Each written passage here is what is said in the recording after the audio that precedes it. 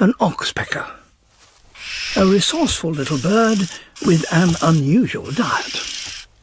Fleas, ticks, and even dandruff are food, as far as they are concerned. Both parties benefit. The oxpecker gets a good meal, and the host is cleaned in those places it could never reach for itself.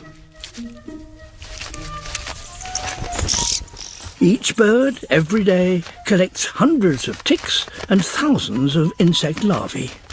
But some oxpeckers go for rather riskier meals.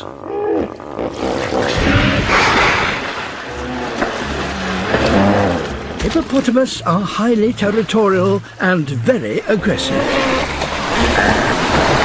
So oxpeckers tackling them must always be on their guard. But there's much to be gained. Blood is the most nutritious meal of all.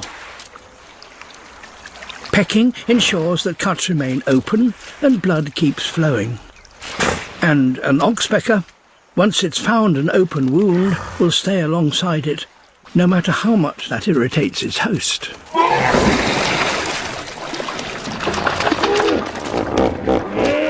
The reward? An endless supply of food, whatever the conditions.